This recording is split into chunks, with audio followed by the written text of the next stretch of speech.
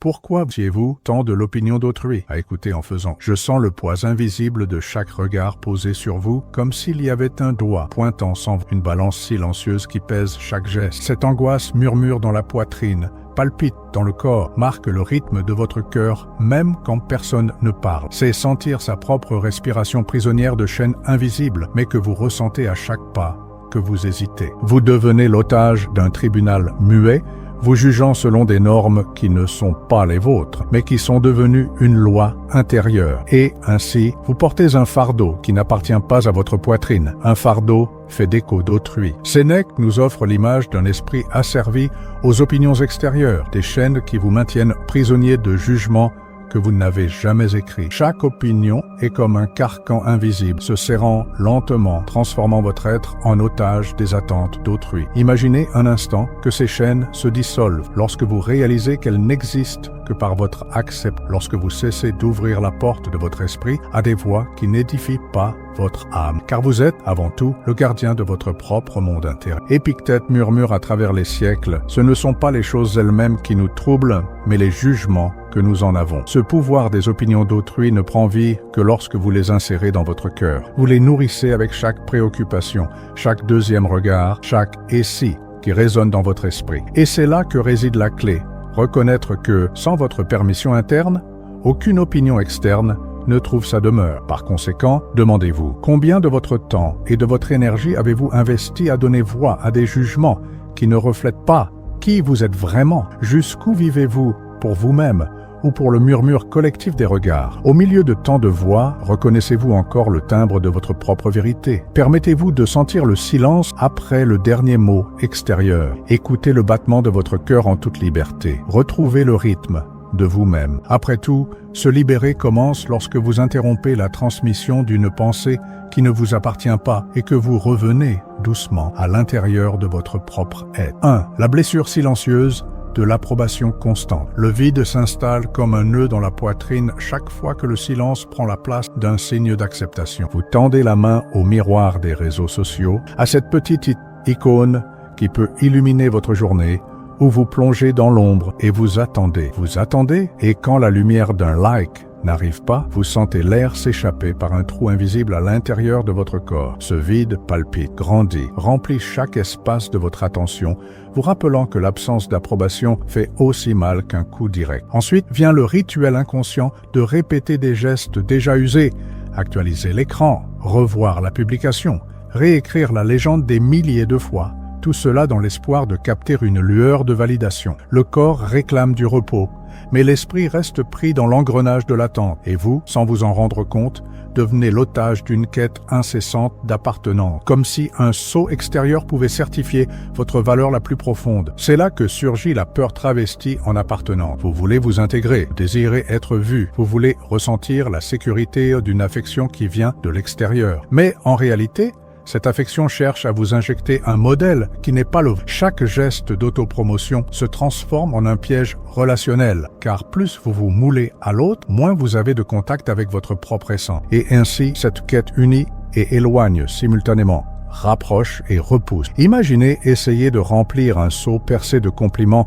qui glissent par les vides sans jamais s'accumuler. Chaque excellent travail qui arrive est un pansement temporaire sur une structure qui s'effondre à nouveau l'instant d'après. Vous cherchez à applaudir votre propre valeur à partir du reflet des applaudissements d'autrui, mais ce son n'est jamais suffisant pour colmater les fissures intérieures. À chaque nouvelle fissure, vous ressentez l'urgence de plus en plus de louanges, pris dans un cycle où la reconnaissance elle-même cesse d'être interne. Et alors, la blessure silencieuse s'approfondit lorsque ce rituel de recherche d'approbation devient automatique. Se réveiller en se souvenant d'abord des commentaires, s'endormir en pensant aux chiffres manquants. L'âme adulte se comporte comme un enfant qui ne dort que lorsqu'il reçoit le seau de l'eau. Et dans cette solitude comprimée, vous réalisez l'absurdité de dépendre de l'écho des voix extérieures pour affirmer votre présence dans le monde. Mais il existe un moment de clarté lorsque cette douleur cesse d'être seulement un vent froid soufflant dans l'obscurité. C'est lorsque vous identifiez que ce trou n'a été creusé par personne d'autre que vous-même, en livrant le pouvoir de votre joie au jugement collectif. Reconnaître que chaque geste automatique de recherche d'approbation est une invitation à regarder à nouveau vers l'intérieur. Et ainsi, pour la première fois, la douleur commence à devenir devenir un guide, révélant la porte qui ramène à votre propre dignité. 2. Les chaînes invisibles de la validation externe. Il arrive un moment où le jugement d'autrui cesse d'être une fenêtre et devient un mur épais, silencieux mais écrasant. Chaque regard qui vous imagine expose, chaque soupir de désapprobation non dit construit brique après brique à l'intérieur de votre esprit, érigeant une forteresse qui emprisonne vos désirs les plus authentiques. Vous commencez à entendre en vous-même la sentence non prononcée. S'il n'a pas aimé, je ne vaux rien. Et alors, la voix qui devrait être la vôtre devient un écho lointain, emprisonnés sous le poids du regard collectif. Sénèque nous rappelle que la vraie liberté naît lorsque nous cessons d'accorder de l'autorité à celui qui observe. Cependant, dans la pratique quotidienne, il est rare de remarquer le moment exact où cette permission a été accordée. Vous vous réveillez en sentant déjà l'attraction des cordes invisibles, cet inconfort dans l'estomac, avant même de vérifier les notifications. Le choix de céder du pouvoir à une opinion externe se produit en fractions de secondes, aussi brusque que le claquement d'une chaîne qui se ferme. Et, dans une succession de gestes presque imperceptibles, vous transformez chaque critique potentielle en loi interne, régulant chaque pas par peur de déplaire. L'effet est dévastateur. Une vigilance constante, sans trêve. Vous répétez des sourires, répétez des mots, répétez des silences. Tout cela dans un effort pour correspondre à un modèle qui se déplace selon la marée des impressions. Et quand la marée se retire, elle expose le sable mou de votre insécurité. Chaque approbation externe devient un coffre que vous essayez d'ouvrir, mais dont les clés sont forgées par des attentes que vous ne connaissez pas toujours. Le risque de ne pas correspondre à ces attentes crée un champ magnétique d'anxiété, un courant gravitationnel qui vous ramène au centre de ce qui est accepté, de ce qui est loué, de ce qui est validé. Cependant, ce même courant porte le fragment de lumière qui révèle votre piège. En vous observant agir pour plaire, vous identifiez le point exact où votre volonté se courbe devant la volonté d'autrui. Cette reconnaissance survient souvent comme un choc, la faible chaleur d'indignation qui brûle lorsque vous réalisez que vous avez sacrifié une partie de vous-même en échange d'un geste d'approbation. C'est là que le stoïcisme lève sa torche, montrant que ce qui nous retient ne sont pas les circonstances extérieures, mais la façon dont nous choisissons d'y réagir. Sans vous en rendre compte, vous pouvez tomber sur le chemin de l'auto-sabotage émotionnel. À chaque note d'approbation externe perdue, à chaque silence après la recherche d'un geste d'estime, vous vous convainquez que vous avez échoué envers vous-même. Et, dans un cycle presque rituel, vous cherchez une nouvelle tentative de reconquête, comme si vous tentiez de récupérer votre propre image fragmentée à partir du reflet dans les yeux d'un autre. Ce cycle corrode la dignité, sapant la confiance que vous pouvez exister entier au-delà des lumières et des ombres projetées par celui qui observe. Mais il existe, dans ces rencontres obscures, un mince fil de choix. À chaque impulsion de céder au courant de la validation externe, l'occasion se présente de réaliser que le seul vote qui compte vraiment est celui que vous vous accordez à vous-même, sans ordre explicite, sans le sentiment de devoir ou d'obligation, juste le silence intérieur qui questionne qui décide de la valeur qui me définit, et dans le doute profond se trouve la brèche par où la liberté commence à briller. À partir de cette lueur, il devient possible de sentir la douce légèreté d'un monde où le poids du regard extérieur perd de sa force. Chaque décision recommence à jaillir du sol fertile de votre propre conviction, et ainsi, pas à pas, vous marchez hors du mur érigé par les opinions d'autrui, retrouvant l'étendue de l'espace intérieur où réside votre vérité. 3. Le cycle de l'auto-sabotage émotionnel. Il y a un mouvement subtil qui commence dans le silence de votre désir de confirmation et devient une boucle implacable. Vous demandez un geste d'approbation, ne recevez que des miettes d'attention et vous vous sentez indigne, alors vous demandez à nouveau. Ce cycle tourne en vous comme une rivière qui coule en cercle, érodant la rive de votre estime de soi. Chaque miette de validation agit comme un bref remède, soulageant momentanément la douleur, mais se dissipe bientôt, laissant exposer le terrain fissuré de votre propre valeur. Et, dans le rythme répété de ce va-et-vient, vous vous retrouvez de plus en plus dépendant d'un retour qui ne satisfait jamais pleinement. Il existe une erreur invisible chez celui qui essaie toujours d'être fort. Dans son empressement à montrer qu'il contrôle, il se prive d'admettre sa propre vulnérabilité. La façade de l'individu inébranlable est soutenue par l'effort de cacher la peur du rejet, comme si démontrer de la faiblesse était une confession de défaut. Mais en réprimant la banque d'émotions qui palpite en soi, on finit par céder encore plus d'espace à l'autre, car le silence intérieur grandit et se nourrit de ce qui a été nié. C'est un piège cruel. Plus on évite de regarder sa propre douleur, plus elle trouve des brèches, grandir et dicter ses mouvements. C'est comme danser sur une scène minuscule, éclairée par des projecteurs qui ne s'éteignent jamais. Le cœur s'accélère, les mains transpirent, et chaque pas semble chorégraphié pour plaire à un public invisible. Vous ressentez la pression d'interpréter un rôle que vous n'avez pas écrit, et lorsque vous échouez, la frustration résonne comme un tambour bruyant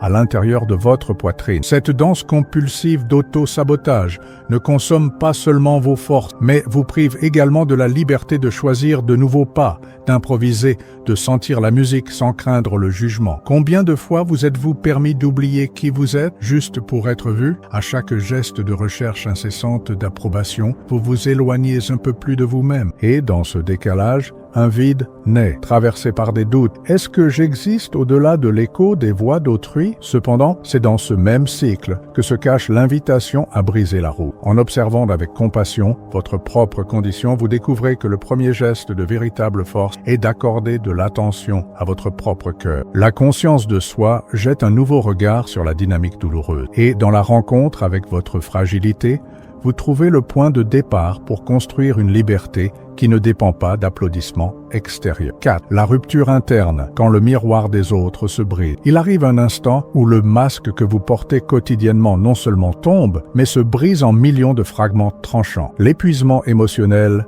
s'installe comme un brouillard dense qui empêche l'air d'atteindre les poumons. Vous réalisez que vous ne pouvez plus maintenir le sourire, car chaque muscle de votre visage est fatigué de représenter un moi qui n'existe pas. C'est dans ce silence des cordes rompues que surgit la fissure. Le miroir collectif se brise et révèle le vide qui est resté. Il y avait une femme qui, en une seconde sans like, a senti ses pieds la lâcher. Ce bref instant d'absence a révélé à quel point son humeur dépendait d'un signal extérieur. Elle a cessé de parler du nombre d'abonnés, a commencé à sentir son propre pouls battre dans sa poitrine et, pour la première fois, a écouté une voix intérieure demandant de l'attention. Cet instant de déséquilibre a été le déclic qui a suggéré un retour à son propre cœur, une invitation à regarder de face ce qui était auparavant évité. Lorsque le monde extérieur se tait, que ce soit par le silence d'un environnement sans notification ou par le simple regard qui ne vous atteint pas, il reste l'écho intérieur, le son pur de votre respiration. Cet écho peut être effrayant, car il fait remonter des pensées qui étaient enfouies par la course à l'approbation. Pourtant, il contient la porte de la conscience de soi. Le vide révèle ce qui doit être rempli de l'intérieur, pas de l'extérieur. À ce moment de fissure, le stoïcisme offre un phare doux. Il indique que, bien que la douleur de la rupture soit intense, elle ouvre le chemin pour retrouver sa propre dignité. L'ombre projetée par l'obligation de se conformer disparaît, et la seule voie qui mérite attention est celle qui naît de votre sang. C'est là, dans la sérénité du cœur exposé, que se rallume le lien avec votre vérité originelle, celle qui n'aurait jamais dû être sacrifiée en échange du reflet d'autrui. 5. La retrouvaille avec la dignité stoïcienne. Il y a une lumière ténue qui apparaît lorsque vous réalisez que votre vertu ne dépend pas d'applaudissements extérieurs. Cette dignité, selon les stoïciens, est comme un phare érigé au milieu d'une mer agitée, intègre et ferme même lorsque les eaux se déchaînent. Vous sentez votre cœur s'apaiser, comme si chaque battement retrouvait son rythme naturel, libéré des pulsations externes imposées par les voix d'autrui. C'est dans cette légèreté que vous percevez que la valeur la plus profonde jaillit de la culture intérieure et non des reflets qui se brisent au moindre souffle de vent. Dans le corps, la respiration gagne en profondeur. Chaque inspiration apporte l'invitation à s'ancrer dans le présent. Chaque expiration libère une tension retenue en nous depuis si longtemps. La neuroscience émotionnelle montre que cet acte simple réduit l'amygdale, la partie du cerveau qui déclenche les alarmes d'insécurité, permettant au cortex préfrontal de fonctionner avec clarté et compassion envers soi-même. Ainsi, en percevant l'impulsion de vérifier ce que l'on pense de vous, le corps signale déjà « ici et maintenant, il y a quelque chose de plus précieux que n'importe quel like. Cette retrouvaille se produit également dans le silence des choix. Lorsque l'impulsion d'adapter sa voix au ton collectif surgit, quelque chose en vous reconnaît. Ce n'est pas ma mélodie, et sans tapage, vous écoutez la chanson originale qui palpite dans votre poitrine.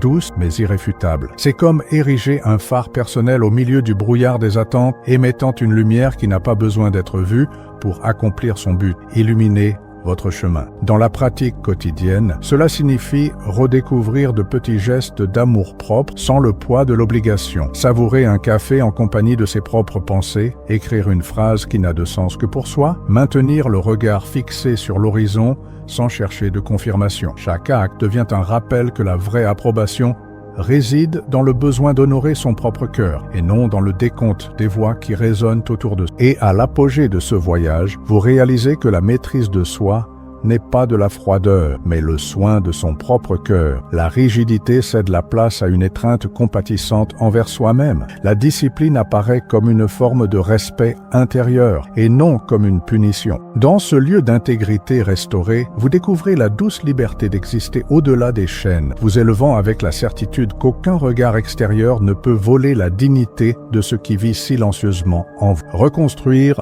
votre boussole intérieure. Sénèque nous rappelle que nul vent ne favorise celui qui ne sait où il va. Ces mots résonnent dans le silence restauré de votre cœur, révélant que, sans un ordre défini intérieurement, toute brise d'approbation extérieure peut dévier votre route. En reprenant les rênes de votre propre esprit, vous définissez votre cap sans dépendre des courants variables des opinions d'autrui. Chaque pensée prend le poids d'une voile allumée en votre fort intérieur, guidant des pas qui ont un but et non seulement une résistance au hasard ou au jugement. Marc Aurèle murmure que vous avez le pouvoir sur votre esprit, pas sur les événements extérieurs. Cette distinction est le portail de la responsabilité silencieuse. Reconnaître que, bien que vous ne contrôliez pas les circonstances, vous choisissez toujours le ton de votre propre réaction.